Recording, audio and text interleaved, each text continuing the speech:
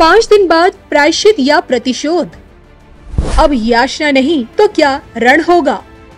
75वां जन्मदिन, 75 दिनों का चुनावी रण। मां का अपमान, मां का पिंडदान। अब की बार पीएम मोदी के हाथों होनी है किसकी ताजपोशी। धर्म ज्ञान पर स्वामियों की ऐतिहासिक भविष्यवाणी।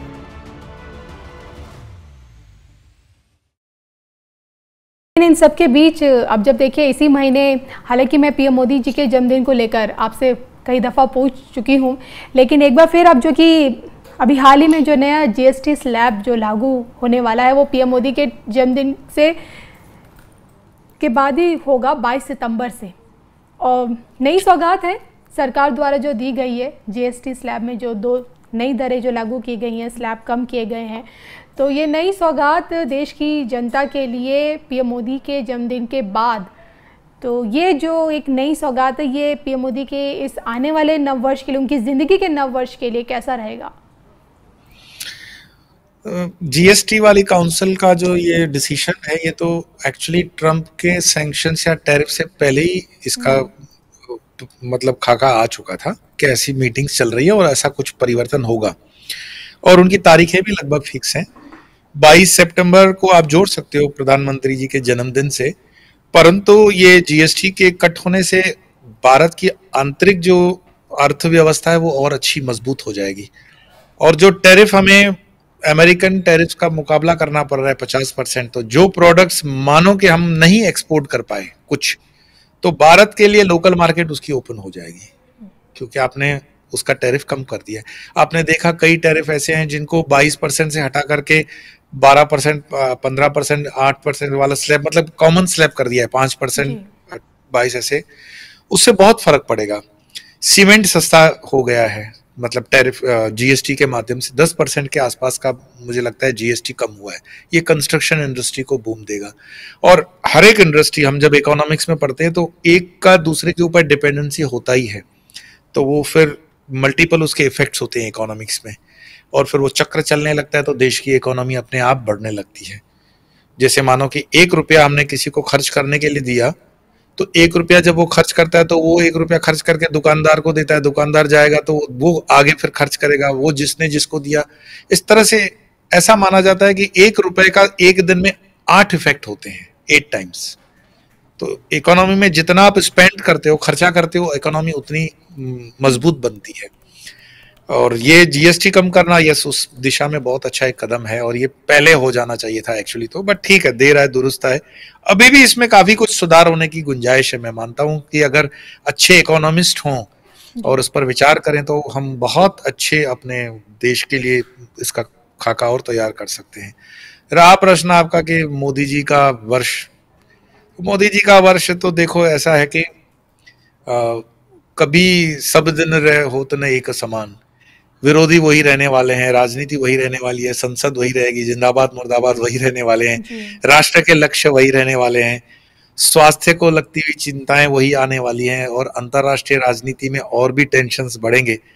मैं ऐसा नहीं देख रहा हूं कि कोई बहुत सब कुछ सॉफ्ट चीज हो जाएगी, सब कुछ मुलायम हो जाएगा या मलमल के रोड हो जाएंगे। उल्टा मैं देखता हूं कि उनका दायित्व और उनकी जवाबदारी और उनकी जो गंभीरता है और बढ़ने का समय आ रहा है। उनकी परिपक्वता ज्यादा दिखाने का ये समय आ रहा है। उनके लाइफ में चैलेंजिंग समय आ रहा है, और उनके स्वास्थ्य को लगते हुए हम देख रहे हैं कि नवंबर दिसंबर से लेकर के अगले साल तक भी थोड़ा बहुत आप देखेंगे, जो वो कहते हैं ना कि मैं छुट्टी नहीं लेता, हो सकता है मोदी जी को स्वास्थ्य लाभ के लिए थोड़ा सा छुट्टी भी लेना पड़ जाए। हमारी प्रार्थना है कि ऐसा उनका स्वास्थ्य बना रहे, लेकिन कुछ चीजें हैं जो स्ट्रेस लेवल उनका बढ़ेगा।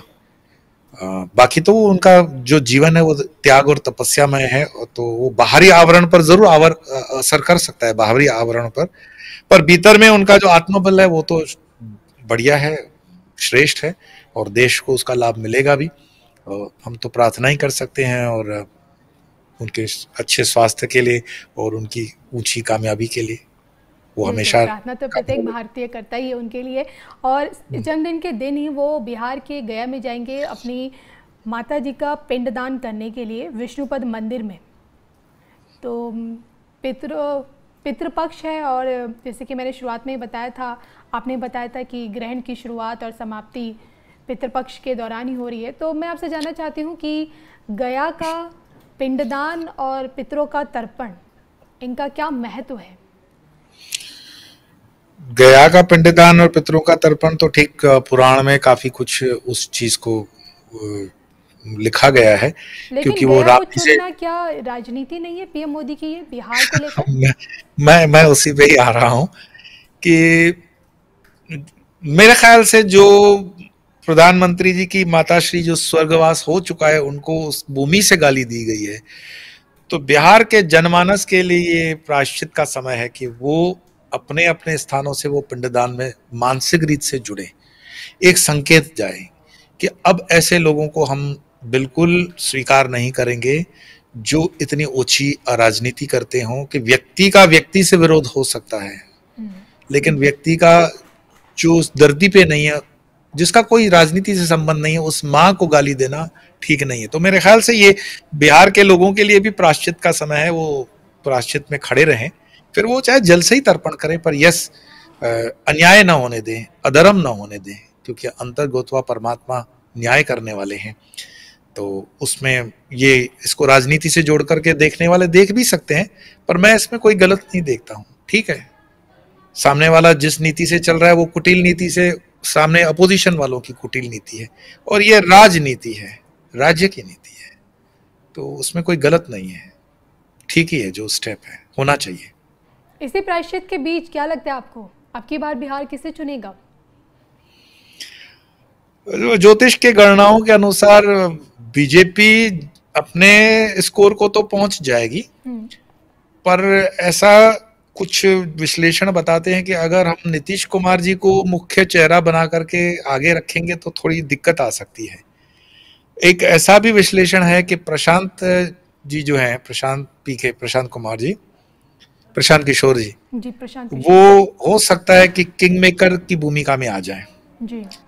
कुछ सीट्स वो ऐसी ले सकते हैं जिसमें, अगर मैं समीकरण या हाइपोथेटिकल बोल रहा हूँ, ऐसा भविष्य में होगा मैं नहीं बोल रहा हूँ, पर उसको थोड़ा सा राजनीतिक समीकरण से समझ लेना कि भाजपा अपने हिस्से की करीब करीब मानो कि 100 सीट जीत ले, 90 से 100 सीट भाजपा जीत गई, और वहां जितनी सीट सरकार बनाने के लिए है जी, और वो नीतीश कुमार मानो कि बार्गेनिंग में ज्यादा बैठ जाते हैं और उतनी सीट प्रशांत कुमार ला लेते हैं, और प्रशांत कुमार जी अगर कह दें कि भाजपा के साथ मैं बैठ करके सरकार, स्थायी सरकार और स्थायी व्यक्ति देने में समर्थन करता हूं, और मुख्यमंत्री का चेहरा कोई युवा हो, तो ये बहुत संभावनाएं बनती है कि प्रशांत कुमार जी जो हैं, प्रशांत किशोर जी, वो किंग मेकर की भूमिका में आ जाएं, और हो सकता है नीतीश कुमार थोड़े इधर उधर हो जाए। राजनीति संभावनाओं का खेल है, तो बीजेपी अपना ऐसा कर लेगी कवर, लेकिन आई डाउट कि नीतीश कुमार अपने परफॉर्मेंस को दोहरा पाएंगे उतनी ही रेट पर, उतना नहीं रेट कर पाएंगे। डेंट लगा रहे हैं इस समय प्रशांत किशोर जी, डेंट लगा रहे हैं बिहार के अंदर, तो वो समीकरण बदल जाएंगे। फिर भी आने वाले 1-2 महीने के अंदर काफी कुछ क्लियर हो जाएगी चीजें, क्योंकि मैंने कहा ना कि राजनीति में तो हर दिन नई डेवलपमेंट्स होती है।